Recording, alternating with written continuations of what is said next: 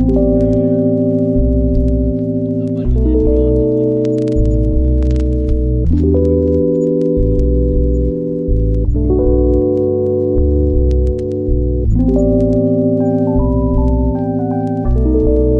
Julien, salut Nico. Salut Léa. Salut Léa. Au refuge du Chardonnay, Bonjour à tous. au-dessus de Nevache. Et on a une belle installation, faite par Nico, avec l'aide de Julien. Donc on est On dans va un, vous présenter ça. voilà, on est dans un super cadre. Et on peut voir les panneaux solaires qui ont été posés il y a quelques mois sur la toiture. Donc c'était quoi le but de l'install là? Alors moi le but c'était de me passer de groupe électrogène. On est vraiment en phase de décarbonation du refuge. Et on avait un groupe électrogène qui faisait tourner les appareillages, lave-linge, lave-vaisselle, donc en professionnel, donc assez régulièrement, assez souvent avec des grosses puissances. D'accord. Et je voulais plus acheter de fioul, plus le monter en hélicoptère. Et je voulais profiter du soleil. Et c'est là que j'ai rencontré SunConnect. Tu voulais un système qui soit simple à mettre en place, quelque chose de précablé. Surtout ça. Alors je voulais participer vraiment à la pause parce que c'était important pour moi de connaître comprendre comment fonctionne l'installation. Et puis même sans avoir de grosses connaissances de bricolage, si on est un tout petit peu bricoleur, c'est vraiment ce qui m'a plu, c'est l'accessibilité de ça. Mais je voulais pas rentrer dans un système trop pointu. Les calculs de puissance, l'architecture du système, je voulais pas me poser là-dedans parce que ça allait me prendre trop de temps. Et donc c'est comme ça que je suis venu te voir. En fait, tout ce travail-là était déjà fait et toi tu n'avais plus qu'à faire à poser. À faire de la pose et ensuite à faire la mise en route. Et puis j'étais très intéressé par la gestion à distance de l'installation. Ça c'était très important pour moi parce que je ne suis pas tout le temps sur place et j'avais besoin de pouvoir contrôler, voir ce qui se passait sans être sur site. Avec le système Victron VRM, ça te permet de suivre en temps réel le système, effectivement. Ouais. Et puis tu avais une contrainte, on va le voir quand on va descendre dans le local technique, tu avais une contrainte de température un petit peu. Tout à fait. Alors la contrainte assez importante, c'est pour ça même qu'on a évolué du choix des pylônes tech qu'on avait fait au début vers les Energy parce qu'elles peuvent travailler sous des températures négatives. Sans que tu perdes ça c'est important. Sans perte de puissance, on va dire notoire. Alors tu as une petite perte de capacité si tu descends à plus de moins 10, moins 15. Ouais, mais qui était assez insignifiante. Qui est assez anecdotique. Tu perds pas en durée de vie et tu n'as pas de baisse de puissance en recharge aussi. Alors que les pylônes tech, quand tu descends en dessous de zéro, tu ne peux plus les charger du tout. Sur les batteries classiques, on va dire. Et elles avaient aussi un avantage important, c'est qu'elles étaient jolies. Ça va, ouais. Non plus, ouais. Non plus aussi au niveau. Leur forme. Et puis ça va bien dans ton local, tu les mets sur le mur et tout. C'est ça, ouais. Très pratique à poser. Le poids aussi très pratique parce que j'ai pu les poser tout seul. Ah oui. Voilà. Ah, tu les as fait poser tout seul. J'ai tout posé tout seul. Donc, ça se fait tout seul, c'est un peu.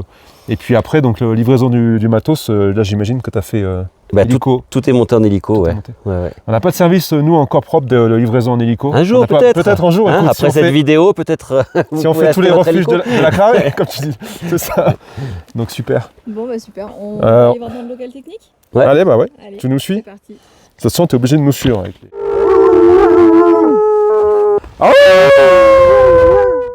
Alors, on se trouve dans le local technique. Voilà, c'est là où, donc, comme tu peux le voir, le système a été installé. Donc on a la platine SunConnect, on a derrière Nico les batteries Energy, les fameuses batteries au titanate de lithium, qui sont au nombre de 4 éléments, et il me semble que tu voulais d'ailleurs en rajouter par la suite. Ouais, tout à fait.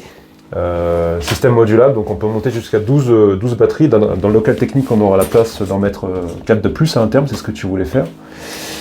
Et là, donc on a les deux appareils principaux. En fait, au cœur du système, on a le Multiplus d'une puissance de 10 000 VA, donc ça fait plus ou moins minimum 8000 watts, voire 9000 watts, c'est en fonction du COSFI des appareils et de ce qu'on va démarrer. Okay. On a les panneaux solaires qui sont 21 panneaux. 21 panneaux, ouais, en 2 strings. En 2 strings, donc tu as 8000 watts de puissance, panneaux, qui sont gérés pour une moitié par le Fronus, qui va directement convertir l'énergie en courant continu depuis les panneaux vers du courant alternatif pour l'exploiter en journée dans ta cuisine, pour faire tourner de la vaisselle, etc. Qui peut bien évidemment recharger les batteries s'il faut aussi.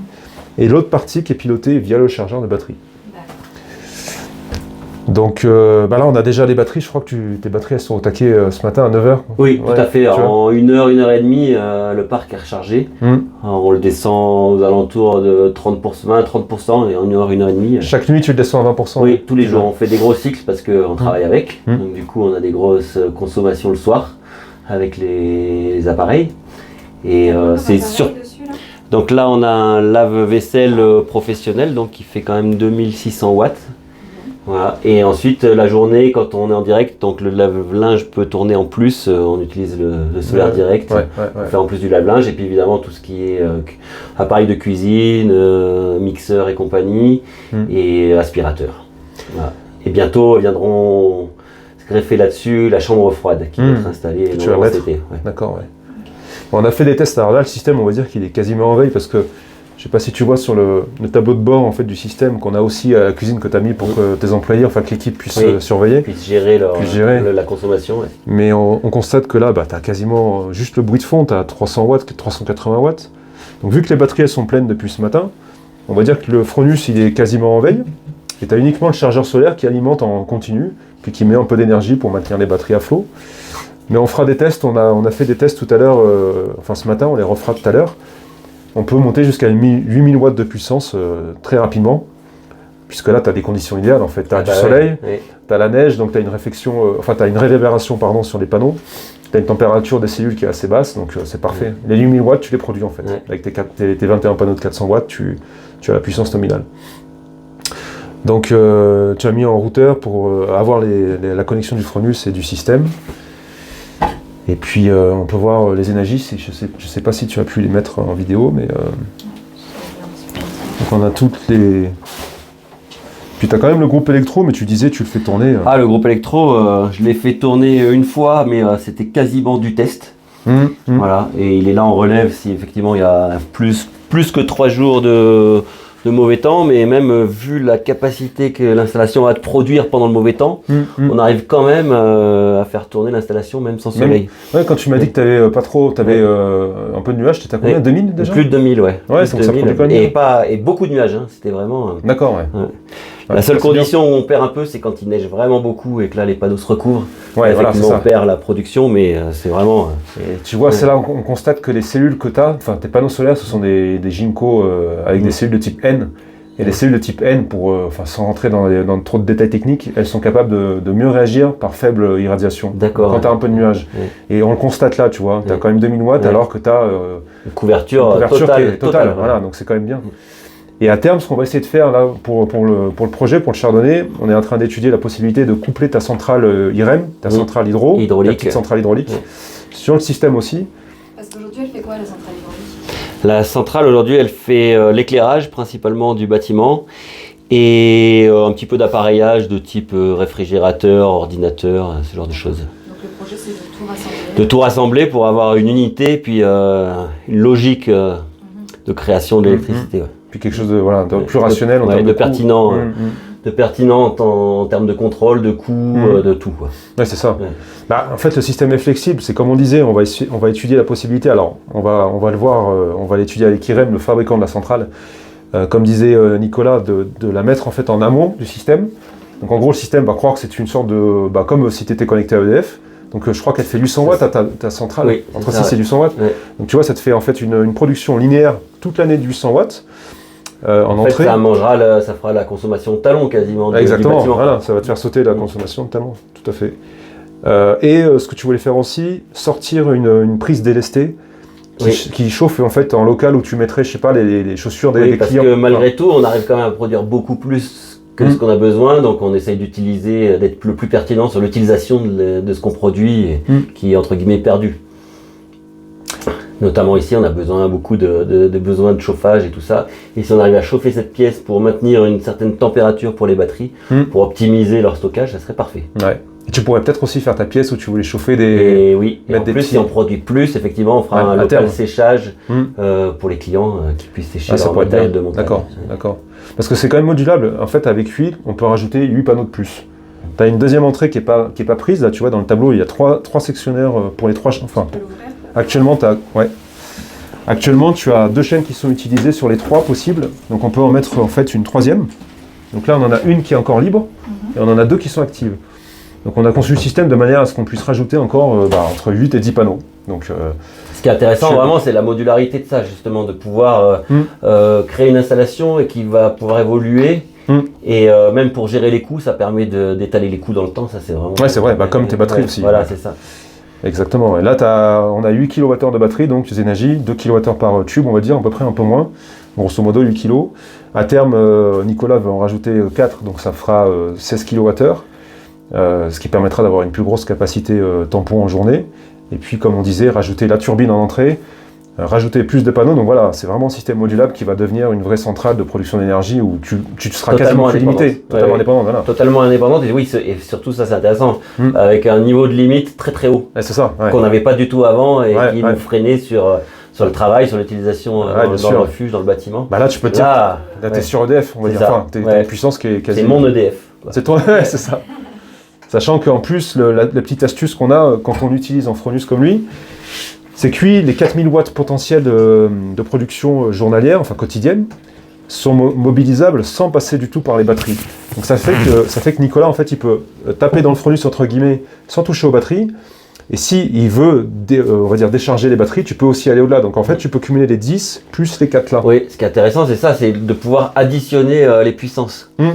Ça, c'est vraiment très intéressant parce que sur des périodes où si on fait un gros service par exemple et qu'on utilise beaucoup d'appareillage, on n'est pas obligé d'attendre qu'une partie du travail soit fait pour faire la deuxième partie. Et, toi, au niveau du taf, de l'organisation, au niveau de l'organisation du refuge, c'est parfait. T'es pas en train de te dire, attends, je temporise les appareils. C'est ça. Gain de temps et de productivité, on va dire. Et pour les employeurs du refuge aussi, ce sera plus simple à gérer. Bien sûr, c'est beaucoup plus simple. Il n'y a pas de groupe électrogène à démarrer, ça fonctionne tout le temps. Et puis, accessoirement, il n'y a pas aussi d'entretien, parce qu'avant, le groupe électrogène, c'était beaucoup d'entretien, des mécaniciens spécialisés qui devaient monter, et un coût de carburant qu'il fallait monter, comme l'installation, on le monte en hélico tous les ans. Donc ça avait un vrai coût sur l'installation. Oui, parce qu'on précise. Et là qu'on est en train d'amortir. Oui, tout à fait, directement. Oui, il faut préciser qu'on... Tiens, tu vois, regarde, il y a un appel de courant de 3000 watts, tu as vu, de la cuisine, je pense. On le voit en live, donc là, ce qui se passe, c'est que le chargeur solaire est mis tout de suite à contribution. Voilà, donc en fait, lui, il se met à ventiler légèrement. Donc en fait, les batteries sont quasiment pas sollicitées, du tout même. Donc ça vient directement des panneaux là ? Ça vient que des panneaux, voilà. Okay. Donc là, le système arbitre, en fait, s'il y avait encore plus de puissance, il démarrait aussi le Fronius. Là, c'est pas le cas, il n'y a pas besoin, puisqu'il y a assez d'énergie, si tu veux, depuis ton chargeur. Donc c'est que le chargeur qui est mis à contribution. Et le Fronius, il est en veille, en fait. Il bouge pas. Ok, super. Oui, mais il faut préciser qu'on a 3 heures de raquette pour monter au chardonnay en moyenne. Donc c'est sûr que moins on a maintenant, et plus on a un système fiable qui tourne bien dans le temps, mieux c'est pour tout le monde en fait en termes de logistique. Comme tu disais, c'est super important. Donc, et puis voilà, nous on a beaucoup de travail, on a autre chose à faire que gérer les installations. Donc quand elles sont pertinentes comme ça, c'est parfait. Ouais, bien sûr, fiable et puis que tu puisses monitorer aussi. On va voir la façon dont c'est monitoré aussi sur l'application. On peut le voir bien sûr. On peut le voir en local. Puis Nicolas l'a connecté à un routeur, donc il y a Starlink, tu fonctionnes en Starlink, c'est ça ? Tout à fait, Et donc 24 h sur 24, nous on surveille le système à distance, et puis Nicolas aussi, il a une vue. Donc quand tu mets en route, en fait, Nicolas il avait des questions, comme tout le monde au départ, tu te poses des questions sur comment fonctionne le système, pourquoi tu peux avoir éventuellement une alarme, tiens, batterie faible, ou tout ça, ça nous permet de te guider à distance, sans devoir venir sur place et te dire, tiens, regarde, qu'est-ce qui se passe ? On va dire que c'est de la télémaintenance, enfin du télédiagnostic, tu vois. Et ça, c'est super important. Surtout quand tu es en refuge à des altitudes où tu peux pas accéder. Ça t'a permis aussi de comprendre exactement comment tout s'imbriquer. Tout à fait, parce que c'est quand même intéressant quand on peut poser ce genre d'installation, on a envie de savoir un peu plus comment ça fonctionne. Le fait de la poser permet de comprendre la logique de l'installation. Et de la configuration, et ça permet aussi de savoir s'il y a de la maintenance à faire, comment ça fonctionne et où intervenir. Oui, bien sûr. Et puis tu as fait une installation super propre. Pour le coup, là, tu peux faire les autres refuges. Ouais. On les fera ensemble.